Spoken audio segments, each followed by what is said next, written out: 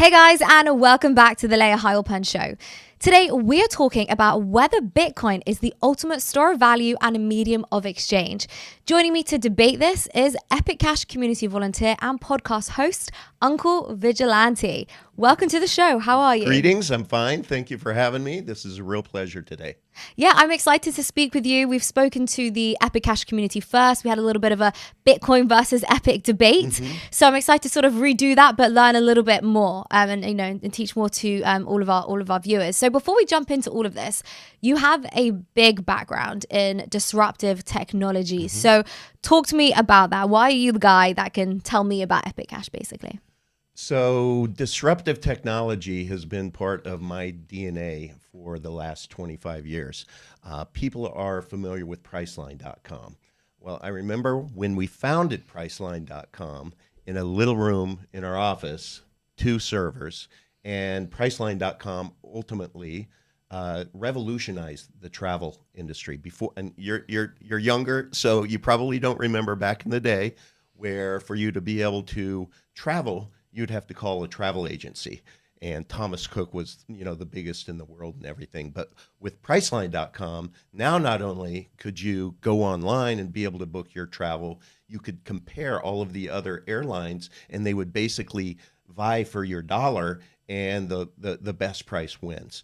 And so Priceline.com, at one point in time, we were valued more than all of the airlines combined in the U.S. And since then, our company, we have had 6 $1 billion exits in tech what we focus on is revolutionary tech, the little guys that disrupt the big guys, not always the first movers, but the little guys. And just for example, Priceline disrupted the travel industry, right? Apple disrupted the music industry. Amazon disrupted the bookstore industry, and Uber disrupted the transportation industry. Lastly, Netflix disrupted the entertainment industry. So, the question that is going to be relevant today, will cryptocurrencies disrupt the financial system? What say you? Oh, absolutely. It's doing it already. I mean, you just have to look at, the reaction from the US government, the SEC, the IMF, and, how terrified they are, how regulators are behaving. They know that it's going to be so disruptive. But the question is it Bitcoin or is it going to be something else? I personally think it's Bitcoin. Okay. And I do personally think it's that medium of exchange and that ultimate store of value. You just have to look at the chart over the last 10 years. But I know that fungibility is an issue for you, for the Epic Cash community. You sort of feel Bitcoin isn't so fungible. So talk to me about this, and let's see if maybe we can find some common ground somewhere. Sure. If you don't mind, though, because I want to kind of put a bookend on the disruptive tech, Sure. is just asking you 4 questions, and Okay. you can answer them all at the end. Was Apple the first music distribution company? Was Amazon the first book distribution company? Was Uber the first private transportation company? Was Netflix the first of the in the entertainment business? And the answer, of course, is No. Is no, right? So the question is, do you think that Bitcoin, and this is going to hurt some of the viewers' ears, I'll be persona non gratis, but I'm just going to say it, okay? Do you think that Bitcoin, with its open public surveillance ledger, inability to scale, confiscatable coins, non-fungible, and centralized nature, will underpin this financial services disruption? Well, that's if you believe all of those things are accurate, and that's what we're going to discuss. So, okay, good. Let's do it. Let's start with fungibility. I think Bitcoin is fungible. I understand that you don't think it's fungible. So, tell me, why do you not think Bitcoin is fungible? Fungibility, and you're better with names. The gentleman Jason who wrote the book. Jason, yeah. Can I swear on here? Yeah, I think It's so. his book. Yeah, I think so. Yeah. He wrote Bitcoin, hard money you can't fuck with, right? So fungibility to me means you can't fuck with it at all. And yet, what has happened time and time again? We were talking about not George, but Moon, right? Who he just shared recently that he was not able to deposit his Bitcoin to an exchange because they identified that it had been through a mixer. Mm-hmm. There are those stories all over the place to where these exchanges, they have these services which allow nefarious parties to be able to determine, based upon your Bitcoin address, whether or not that the history of that coin, all the way back to minting, has ever been used for illegal purposes. If it has, they can blacklist it. Mm-hmm. That's fucking with your Bitcoin. So no, I don't believe it's fungible, because one coin is not exactly the same as the other coin. And if you disagree with me, just please tell me, how on earth can your Bitcoin ever be denied based upon forensic analysis, of which I have for you. What is it? More examples? No, this is chain surveillance firms. Oh, I see. Yeah. Do you realize that is a $20 billion industry? And what I did for you is I ended up having my guys, right, take someone's Bitcoin address. He happened to be the founder of Komodo, right? He has gone his whole life of being totally anonymous, and he's successfully done it so far. But what we do know about him is, in one place he posted his Bitcoin address. After that, I have just pages and pages and pages of everything in his wallet that he has ever done since 2013. Now, each one of those where he sends it to someone and there's another address, that opens up another giant rabbit hole to where these chain analysis companies can go and they can determine that wallet. Any of those wallets that have received any coins that have been deemed to be part of any illicit or illegal activity can totally, and it's only getting more nefarious out there, can totally, they can lock down your coins. So that, to me, is not fungible. Please tell me why you think it is. So I agree with you. This is pretty crazy. That's one thing which I don't necessarily love about Bitcoin, the fact that it is entirely traceable, and that's not the only example. You know, I know that, you know, Bitcoin coming out of like North Korea, coming out of Russia, right. Some of the Bitcoin from the truckers' protests, all of these have been blacklisted. However, I would not say that means Bitcoin isn't fungible. I would say that's a centralized issue. That's an issue with regulators, an issue with these centralized exchanges who will do whatever they can to shut down Bitcoin, because they haven't done anything to the Bitcoin, right? Like when we talk about fungibility, from my perspective, it's talking about the fungibility of the asset itself. So, for example, if I give you a $1 bill and you have a $1 bill, and my $1 bill is ripped up, and I want to try and switch it, it's not going to be the same. That's not fungible, because now I've actually damaged that $1 bill. And so now it's not fungible. But with the Bitcoin, from my perspective, it doesn't mean that it's not fungible. It's still one Bitcoin, still equals one Bitcoin. That's a centralized issue. One Bitcoin does not equal one Bitcoin. Why not? Because you can go out there and you can, for a 20% premium, you can buy freshly minted Bitcoin. And I believe that we even sent some examples to you on that, where people are buying that. So why is that? You definitely can. No, I mean, you definitely can. And I think you can with many different things. That's just what the market might prefer, but it doesn't mean that one Bitcoin isn't one Bitcoin. Like, I personally have never met anyone that would say, sorry, Layah, I won't accept your Bitcoin. I want more. Yeah, but these people are $20 billion industry. And you tell me, I admire you greatly, because thank you. You know, I think fortune favors the brave and bold. And you have a giant set of you know what? You speak truth to power. And that's what I admire about you so much. and you're not very popular in some ranks, Yeah, right? that's true. Even BTC, I was just astonished at how much shit you're getting from the BTC oranges. I don't know what. Well, it's because I have conversations like this.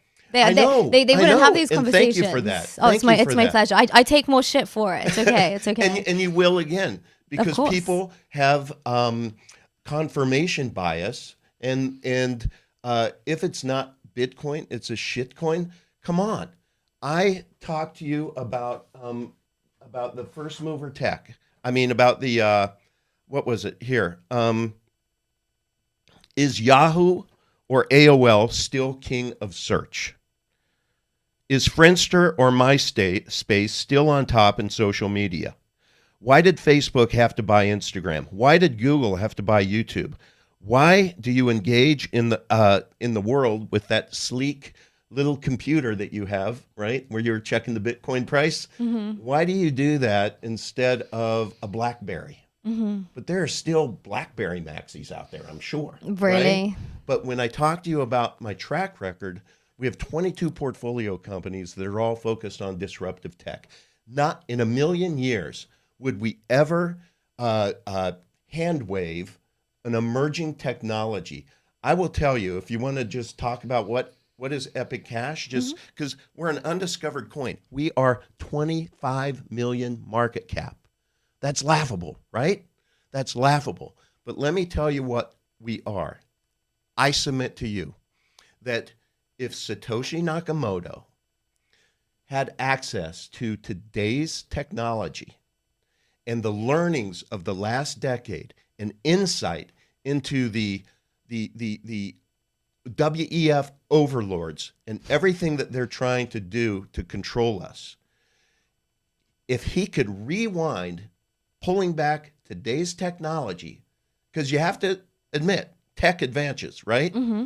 Technology, Mimblewimble was not available to Satoshi Nakamoto in 2008. I submit to you, Satoshi Nakamoto would have wanted Bitcoin to be a private ledger. He wouldn't. Perhaps. I mean, I don't know. I think that maybe that's something which he considered and thought, no, it's probably best not. He didn't have the technology. There wasn't the technology. And for surveillance, it wasn't an issue to him because there was no nefarious parties out there willing to step up and say, whoa, this is getting to be serious. It got to $1 trillion. You know, now it's $500 billion, right? But he didn't ever think that he was thinking about this disruption was peer-to-peer exchange of value, right? It's no longer that. You can't go peer-to-peer. Now you can say, oh, no, you can. Well, if you're running a node and I'm running a node, but you know what percentage of people in this world are running their own nodes? How many? 1%. Yeah, I mean, I definitely think... It's all on centralized exchanges. So you're talking about what you just said was it's an issue of centralization. One Bitcoin equals... But really, to me, that's kind of going like this, because the fact of the matter, 99% of the people are not exchanging peer-to-peer. So I think we should teach people how to exchange peer-to-peer. We should teach people how to run a node. We should teach people the importance of peer-to-peer. Do you know how expensive it is to run a node? Of course it's expensive, yeah. How can the 1.8 billion unbanked people in this world send any amount of anything to anyone for less than a penny, without being surveilled, without anybody being able to mess with that transaction? I think it's important to make a distinction between anonymity and traceability, because it's not like Bitcoin is entirely, it's not like you have to add your identification number. There's no social security number. There's no name. There's no identification, No, there's right? not, and so that to be, intellectually honest, it's good to, make sure that we know that it is anonymous, although it is entirely traceable. I mean, I think it's entirely anonymous. Okay. Unless you make a mistake, that's human error. It is entirely anonymous. The guy from Komodo, that's human error. People add their wallet addresses on Have you ever sent on your emails. BTC address to anyone by email or by text? Yes, I have, and that's human error. And as a result, I've opened up Okay, opened up new wallets and thrown those wallets away. and what is the human condition, right? It's the path of least resistance. We like easy. You look out there, I don't know about you, pretty familiar with your worldview, which I share. You know, I'm not an NPC, you're not an NPC, and I don't know about you, but I never wore a mask. And I believe that there are, 95% of the people out there who are just going to be go along to get along. I understand. I understand the convenience argument, but some things in life are worth learning. Like I always say, I prefer,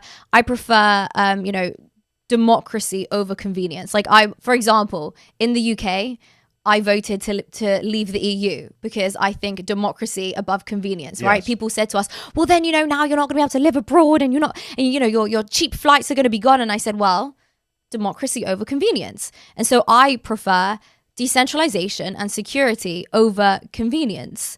A lot of the alternatives to Bitcoin aren't as decentralized.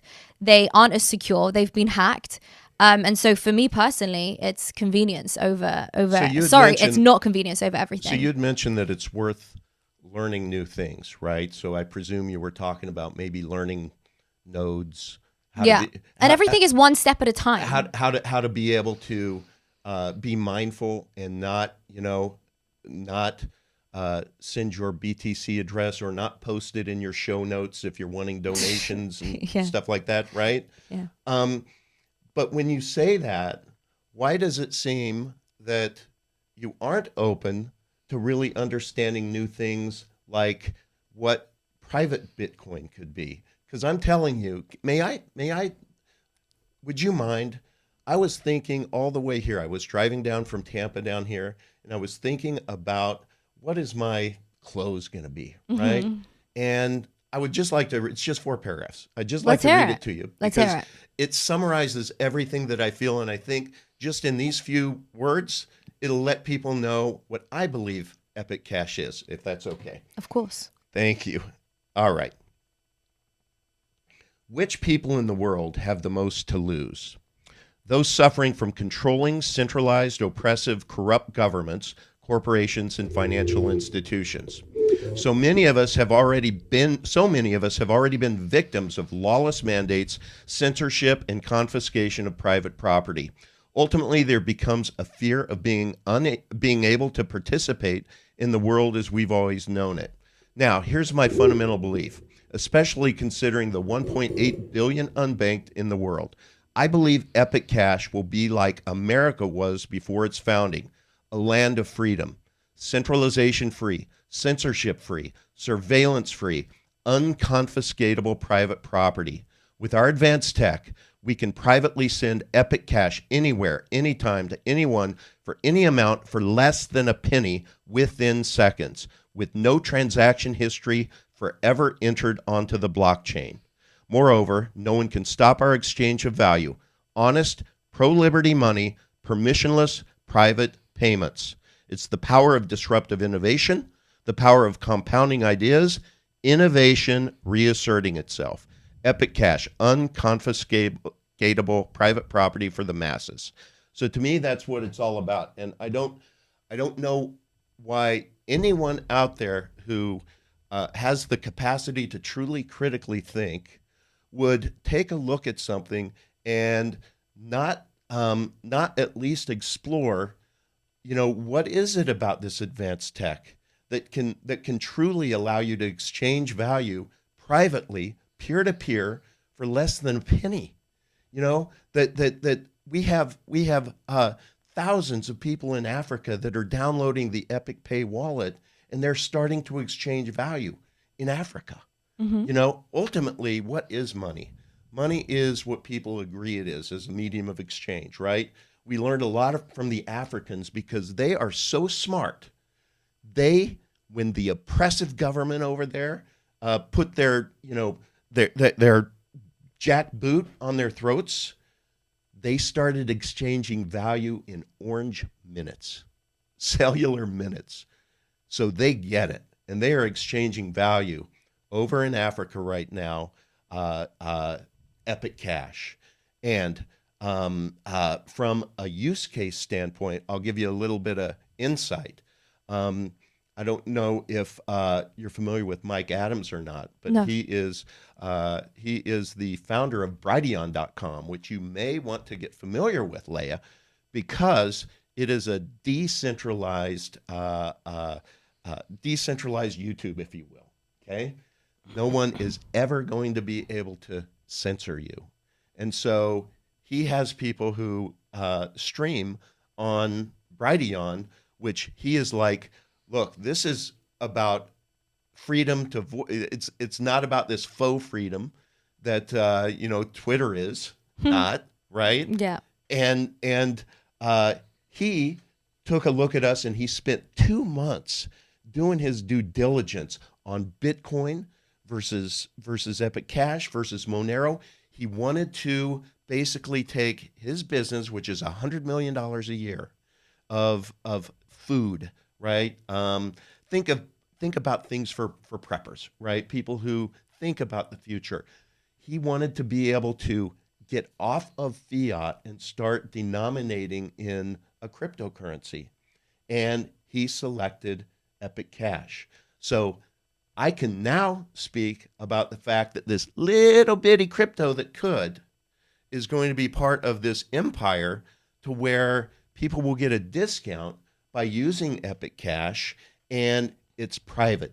That's what he said. He was like, you know what I love about it is there's going to be a day when the CBDCs kick in, and they're going to say, Layah, now I know that you enjoyed that nice steak dinner the first week, but now we're in the last week and you want to have another steak. And they say, no, you kind of exceeded your carbon footprint there.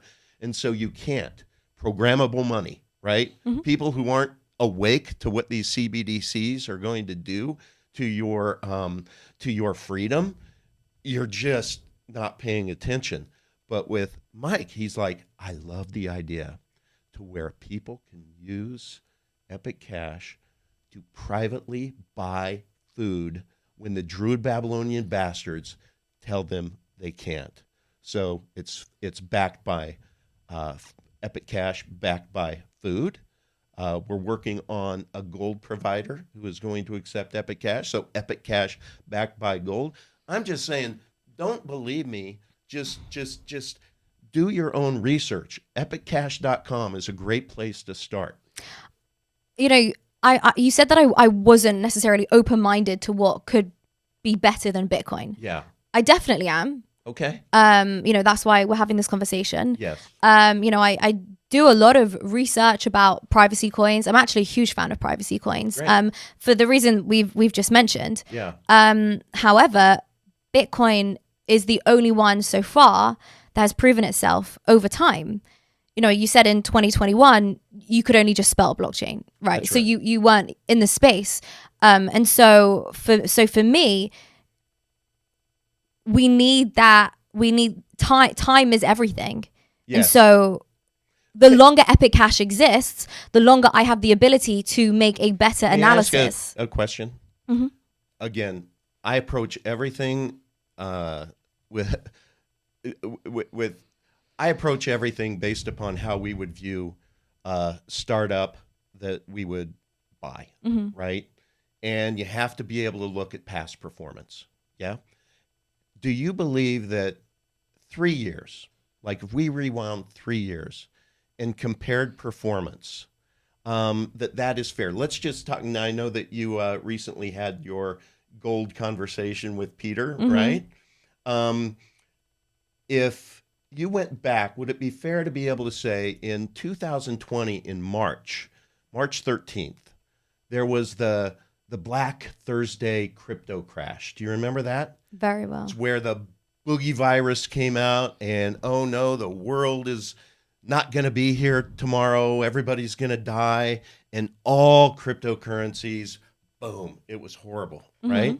So we believe that that's a really good starting point to be able to do an analysis. And what we did, and I have it, and I'd love to be able to just share it with you, because Bill Parcells, famous football coach, he had the best quote ever. And it's, "You are what your record says you are." So when you talk about Epic Cash and Bitcoin having, all of this history, all of these years, granted, right? And then better tech came along for privacy. You said you like privacy coins. Monero in 2014, okay? But Monero, their blockchain, like BTC, bloats because you're literally carrying every transaction each time I send it, all the way back to original minting. So right now, the Bitcoin, I think, is 450 gigabyte blockchain, right? And that's just because it has to carry. I always joke. I'm like, I imagine if I went back to when I was born and never went to the bathroom, but I just consumed all the food. And it's like that Monty Python guy. You remember that? Where he's like, fuck off, I'm full. And he just got bigger and bigger, and then he blew up. So that's the inherent design of Bitcoin. And Monero holds that transaction information as well. With Epic Cash, because of the amazing technology called Mimblewimble and cut-through technology and dandelion technology, it's basically every time I send a coin to anybody, it's like it's smelted down. Like if you imagine it being a gold coin, it's smelted down with all of the others, and then it is sent. And all the blockchain knows is that one left mine and one went into your wallet. There is no transaction information, not anything about me, not anything about you. Mimblewimble technology just does the math, and it knows in the wallets where that the delta is of that coin. Thus, we don't carry any data in the blockchain, which makes it amazingly scalable. That's why, and that was a big part of it, when Mike Adams said, I can't afford to do Bitcoin. I can't afford to have my... He can't afford to do Bitcoin? What do you mean? This guy's, was he multimillionaire? He can't afford to do he can't afford $2, $3, $4, $5 on a transaction. To transact in Bitcoin. He can't afford. No, because why? What happened last week? 24 hours, you couldn't send a Bitcoin. You could. It was just extremely expensive because of ordinals and everything. But you but there are scaling solutions. So there are scaling solutions. All of these, it's like, but. Well, but I mean, I could do the same with Epic Cash. You guys have been around for how long? We've been around since 2018. Okay. Okay. And so you haven't really stood the test of time yet. Let's talk about that, Layah. Sure, let's talk about it. Let's talk about it. And also, I want to go back to your point for a second about Bitcoin crashing in 2020. Yeah. It perfectly stood the test of time. Excuse me? It perfectly stood the test of time. That was incredible. That's incredible. I feel like you're using that as a reason why it's like bad, but it's brilliant. Because we printed unprecedented amounts of money. Number one, if you use it as a store of value and you bought in March 2020 and you held it until now, well, you're up thousands of percent. Get if you want to do the maths. What are you up for? Thousands of percent. I can't think of the top of my head. And then, so you're up thousands of percent as a store of value. We printed unprecedented amounts of money. We had a pandemic. We had a lockdown. Yeah. We had soaring inflation. And yet Bitcoin, as always, is rising from the dead. I mean, I don't know any other cryptocurrency other than Ethereum that has been able to perform in such a way and be widely adopted and used. And, whether Bitcoin is a medium of exchange or whether it's a store of value, I think is yet to be decided, and the market will decide that. If you talk about it has issues scaling, well, we can look to Lightning and we can talk about that. Doesn't work. I mean, it works. It's just not mass adopted yet. But how many Bitcoins are on the Lightning Network? I actually don't know how 4, many. 4,000. None. I mean, like I said, it hasn't scaled yet. It hasn't been mass adopted yet. I mean, no, it works. You can't say it doesn't work. It works. I've opened up Lightning channels and been able to transact, but no, it's not Very mass expensive. adopted. You got to pay to get in, pay to get off. That's not very expensive. That's not very expensive. You just open up a channel and it can be, but it's not that expensive. That's like sending one Bitcoin to another. Yes. Albeit you may not want to do it last week. To be able to actually get your Bitcoin to move last week or 2 weeks that's ago, a special occasion. That's a very special occasion. So don't open Lightning channels when the network is congested. When we're talking about Mike Adams, what he was saying was he can't transact in Bitcoin, is he can't have his customers sending Bitcoin in and paying $84 or $20 or whatever the number is. But that's just a very rare occasion. That's a very rare occasion. Even $2, okay? $2. If you are the unbanked, you may only make $2 a day. There's 1.8 billion unbanked out there. I disagree with that sentiment. I really disagree with that sentiment. What's disagreeable about that? So I understand that those that are unbanked are obviously in, worse economies. They make $2 a day. However, what I will say is the great thing about blockchain technology, Bitcoin aside, this is actually one of the things that I loved about the space when I first got into it, was the fact that it does put people on the financial map. But what that means is it means that it opens up the global economy. And so those people who are only earning $2 a day within their own economy now are on the financial map and have the ability to earn so much more by doing business with the rest of the world. As an example, I needed somebody to redo my website. The guy in the US was going to charge me, I think, $5,000 or $7,000. I hired somebody. I can't remember. Maybe he was in Pakistan. I can't remember. I hired somebody. And I gave him $1,000 for it. So now he can be competitive, right? He can now compete. He makes more money. He makes more money since I'm based here. He's working with people based in America as opposed to people based in his own country who will only pay him, $2 a day. Granted. So when you're unbanked, right? So I don't buy the whole, these poor people are only on $2 a day. No, when you're unbanked and you're working with crypto, you know how to make money. Unbanked cannot have access to Bitcoin in a normal way. They have to have access to the financial institutions. No, they can. KYC. Yes. They can just download. They can download a non-custodial wallet and get non-KYC Bitcoin. Okay. No, you disagree? Huh? You disagree? Not in mass. These people, they have their mobile phones, right? And these people are absolutely not welcome by the financial institutions. Of course, because you need all the documents and the KYC. Because those people don't matter. They do not matter to the banksters, right? So nobody is paying attention to the $1.8 billion unbanked. Epic Cash is. Now, regarding Epic Cash versus Bitcoin, that crash on March 13th, 2020, as a starting point, Bill Parcells, you are what your record says you are, okay? Store of value, okay? BTC kicked ass, okay? BTC has increased 437% against the dollar, okay? From 4K to now? From 2020 when it crashed from 4K to last Friday. I had it run through last Friday. You did? What was the percentage? Percentage was 437%. 437. I'm trying to check those numbers while we're here. Keep talking. Please do. Epic Cash increased 14,215%.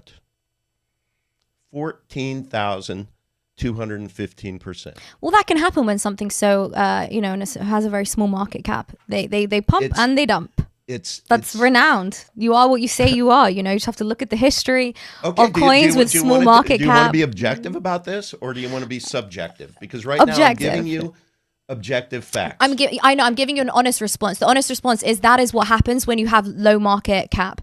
When you have like these small little low market cap coins, they can do that, and then they can do that. But let me throw this out at you. What about the notion of not just saying, I'm not saying Epic Cash versus Bitcoin.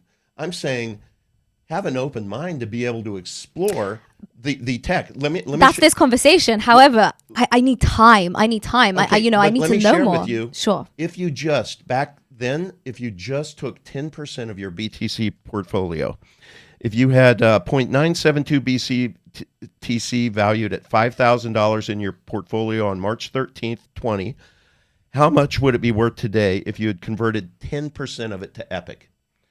The answer is if you're 100% BTC, today you would have that $5,000 would be $26,871.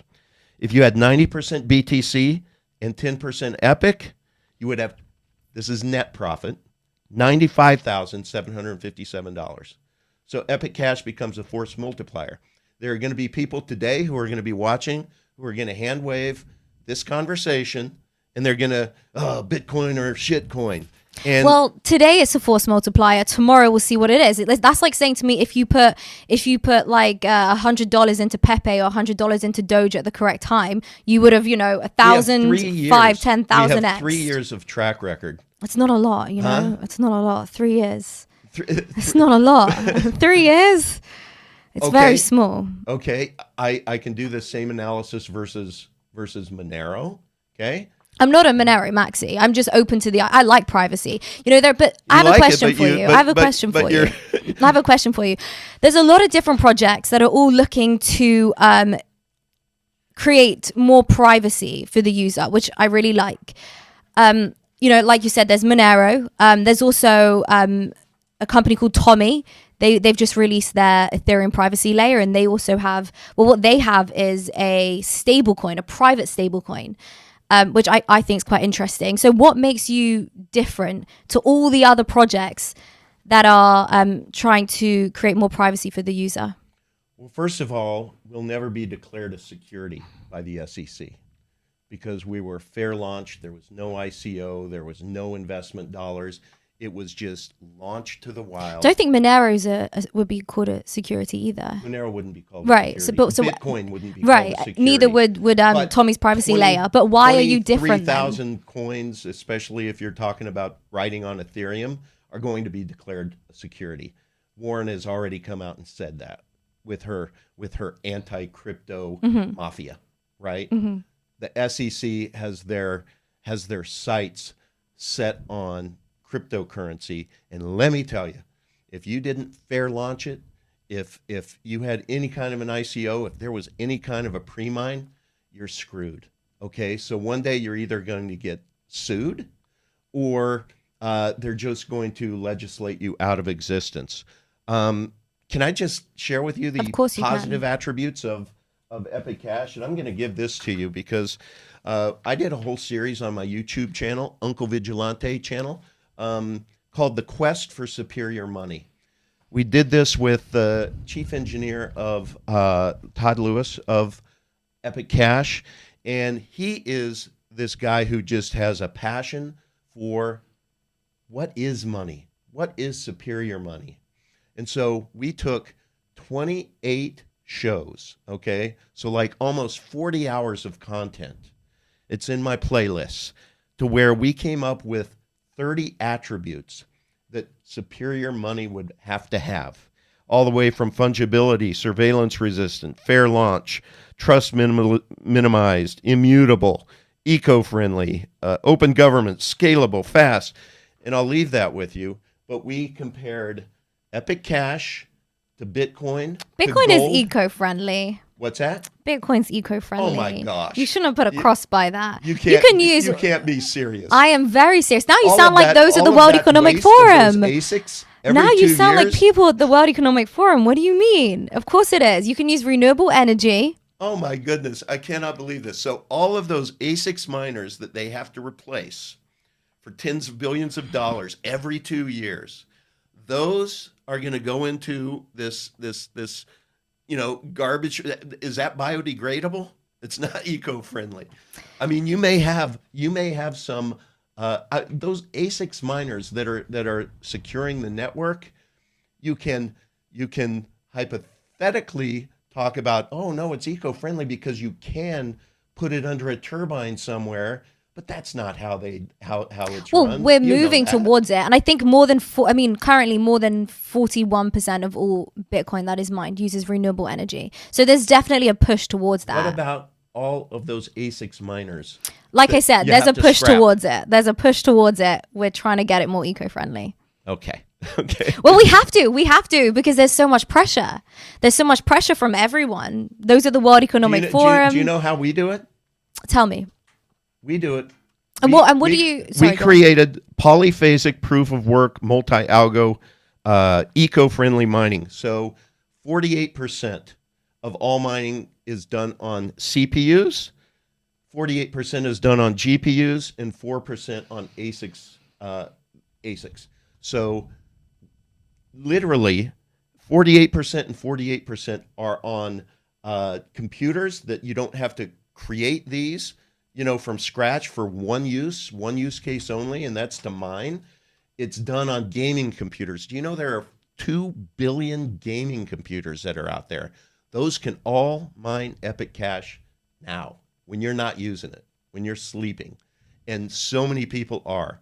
We are mining in 138 countries right now, and it's very, very profitable for our miners. And how decentralized is Epic Cash?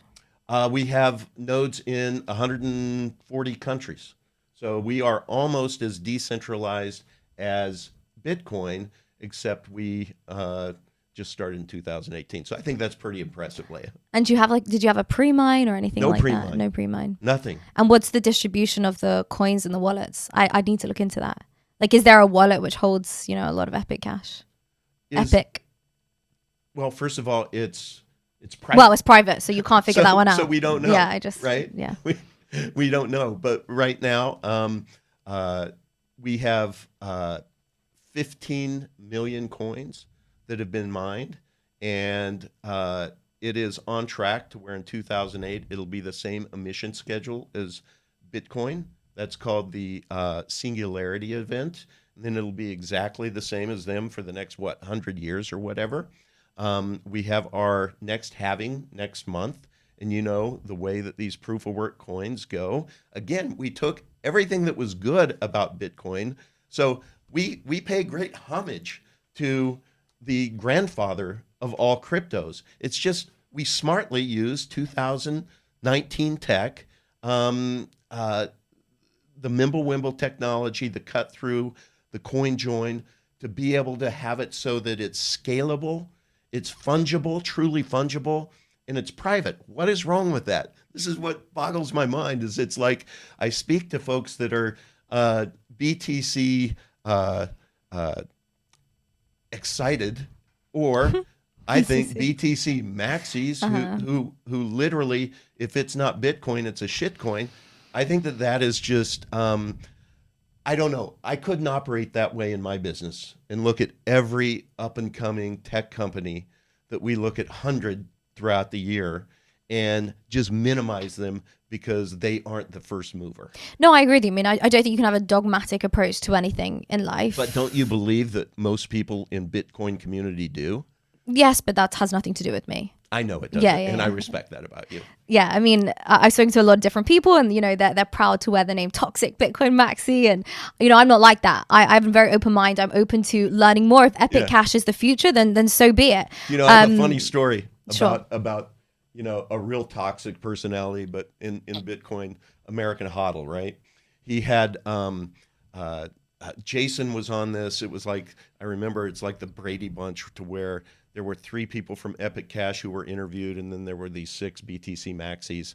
And American Hodl was like, "What's your market cap?" And at the time it was like 3 million. And he just started, "I can buy all of your coins tomorrow," and everything. And it's so funny because since that point in time, our market cap is now 25 million. Bitcoin was 1 trillion during that interview, and now it's a $500 billion.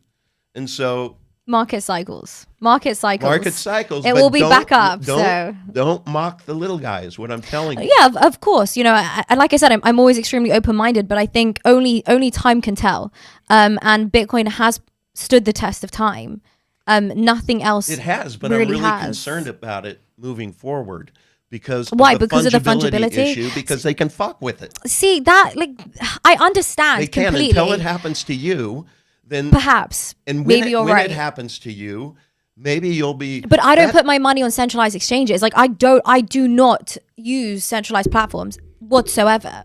I always transact peer to peer with everything, whether it's Bitcoin, whether it's Ethereum, whether it's stable coins. Good for you. I don't do that. That's why this is the Layah Heilpern Show, right? Right, there you go. Because you're smart enough to be able to know how to do right, that. and so that's why I say I don't think that it's a Bitcoin issue. We keep coming back to the same point. Like, this isn't a Bitcoin issue. It's not like somebody has tapped into the code and changed the code. And if they did change the code, well, then you would see a fork in the road, and then it wouldn't be Bitcoin anymore. Yeah, there was a fork. Yeah, well, that's what I'm saying. Exactly. So, and I don't know what you're going to do about these ordinals, but to me, it's like, it's funny. I don't have an issue with ordinals either. I think let the market decide what Bitcoin's going to be. Wow. So you I don't have like an issue. the idea of having a bloated blockchain that you can't move value based upon, people that are putting ordinals on the blockchain? I don't have an issue with ordinals. So are we not a medium of exchange anymore? Well, see, this is what I said at the beginning. I said I don't think we are anymore. And that's completely fine. Okay. And if we move to something where it's more of a store of value, that's okay too. And perhaps something like Epic Cash would be the medium of exchange. I don't know, but what I do think is that Bitcoin will be the one that is here to stay long term. I do see it being more of a digital gold as a store of value, and I'd be open to there being another type of currency which is used as that medium of exchange. See, but I can't win because I throw out the store of value to where Bitcoin in the last 3 years and 2 months is up 438%. And I'm like, that's kicking ass, right? But then when you take a look at us being up 2,564%, not 25,000. Yeah. That was bothering me. But no, but so 2,000, okay. So okay. You're up 400 and more than 400. 400 and so 4,000 plus, let's call it 1,000%. 4,000 plus 437. You're 437%. And here it is. And we have increased 14,215%. Either way, you see those kind of increases in many different low cap coins. Like I said, with Doge, Pepe. Is a pretty good haul. There's a whole lot of shit coins that have been out there that have pumped and dumped. And when did you say you launched? 2018? 2019, September 2018, sorry. 18. Okay. Yeah. Well, we see that a lot in crypto. They pump and then they dump, and it can be over the span of a few years. But that's not even one market cycle, though, is it? Do you know in the last 3 years, Layah, we are the #1 cryptocurrency coin in the world. In the world. To do something, or you're just the #1 cryptocurrency in the world? No, in by what? Increased percentage. Okay. Increased gain. So it happens. It doesn't surprise me. It's crypto. These things are small and they're volatile and they jump and they thousands of coins out there. Can you at least give us credit that hey, that's pretty good? I mean, I remember a pretty good stat. And it has been over 3 years, right? That ever since our inception, past performance is pretty indicative. I destroyed that, of future performance. And so far from inceptions, we've done quite well, and there's nothing. The fact that we are going to be the asset in the series called Trillions, that's going to be produced by Mars Callahan and Jonathan Sanger, who did the Mission Impossible series, That's great. That's great for PR and marketing, but it doesn't tell me anything about like the longevity of the coin and like the utility of the coin and the acceptability of the coin. Only time will tell. But I'm talking about the use cases of being able to do that. I mean, you don't just snap your fingers and it happens. I'm sorry.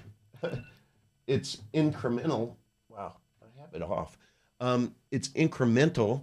But the fact is that this is a huge deal that we're going to be in this $100 million, shopping cart, right? That we're going to be, our gold partner is going to be accepting Epic Cash. I love that. I think that's awesome, and so we have done, we're so undiscovered yet. This is what, there's going to be a few of you out there that are smart, who are going to actually listen to what I've presented and not just poo-poo it because it's not Bitcoin. And those of you who actually go to epiccash.com and actually, try to roll up your sleeves and learn a little bit about it. That's what I don't know, what is the word, confirmation bias I get. That's what I get from the BTC community. And I know I'm never going to be popular in that community, but I don't care. You said I wasn't popular. You saw. No, you are very popular. No, you said I was unpopular. Oh yeah, you were one of the top 5 disappointing shillers. Oh really? According to who? That's so interesting. I'll find it afterwards. Oh, okay. Oh, where'd you see that? On Twitter? Yeah, it was on okay. Twitter. Nice. And who's the Bit Boy? He was the worst, right? He has a bad name. You were number 5. Who else was I? Did I have the honor of sharing the stage with? I'll have to look. Okay. But yeah, it was, and I felt kind of good about that. I'm like, wow, Layah's getting shit from, the tribe. The tribe, the good old tribe. Yeah. And that's, I'm sitting here saying, no, that's our Layah. Well, thank you. I'm for you because you are pro-liberty. I'm pro-freedom. I'm pro-liberty. You're pro all of this. I don't do identity politics or and that is being dogmatic and tribal about crypto, right? Yeah. Like I love Bitcoin, but I'm open to what else there is. I haven't yet been impressed by anything else yet. But I'm open-minded, and That just means I've done a real shitty job. No, it means sharing. it means that Epic Cash has only been around for 3 years, and so I'm simply not convinced, which is completely fine. Was I convinced by Bitcoin after it had been around for 3 years? No, I wasn't convinced about Bitcoin after 3 years. I wasn't convinced about Bitcoin after 4, 5, 6. I was convinced by 7 years. So come back to me in 5 years. Okay, let's do this math. Okay, 4 years. Let's do this math. All right, I'll take you up on that. Okay, come back to me in 7 years. Okay, I will. Right now, I'm telling everybody that Epic Cash is $1.38 today. When I come back in 7 years, it's going to be $100,000, and you'll have won because, by gosh, it wasn't worth taking a little percentage of your BTC bag to be able to invest in that little one that I think it had some promise. I like privacy coins. Wow, you can send it for less than a penny. It's scaling. They have these different use cases. But you will have showed me because you will sit back and say, you know what, Uncle V, you were right. I hope you are right. Kick butt. I wish I would have bought 10,000 Epic, 100,000 Epic when it was under $2. And if you did right now, then maybe in those 7 years, you could buy Britain. I could buy Britain. I don't know if I'll be buying Britain. Get your property Get back. my property back. I don't know. Maybe I'll give Dubai a go, or I'll try buy Miami or something like that. Yeah, I don't know. there you go. Well, whatever the place is in 7 years. But no, I mean, I hope you're right. Why not? It's always good to take some risks and diversify. But no, this has been really interesting. I'll definitely look into it more and potentially buy some. Why not? It's good to diversify. But yeah, I think I'm open as long as, something stood the test of time and has proved itself, and then, I don't see why not. But thank you so much for coming on and having this debate with me. It's been interesting. Great sport. It's been brilliant. Thank you so much for joining us. Thank you. Where can people find you and You can follow find me if you go to YouTube. I'm Uncle Vigilante. Just search for that on YouTube. And then Telegram is where everything happens within Epic. If you go to t.me/epiccash. And then epiccash.com. And lastly, I will say everybody should go to your app store, download the Epic Pay wallet, Epic Pay. It is the best wallet in crypto, period. It was created by Diego Salazar, who created Monero's Cake wallet, and it is beautiful from a UI experience. I think people will really be impressed. Track me down in Telegram after you do the Epic Pay address, DM me, and I'll send you an Epic to play around with. Thanks so much for joining. Thank you so much for watching. If you enjoyed this video, please don't forget to hit the like button and subscribe, as we have a lot more crypto content coming. Stay tuned and we'll see you all next week.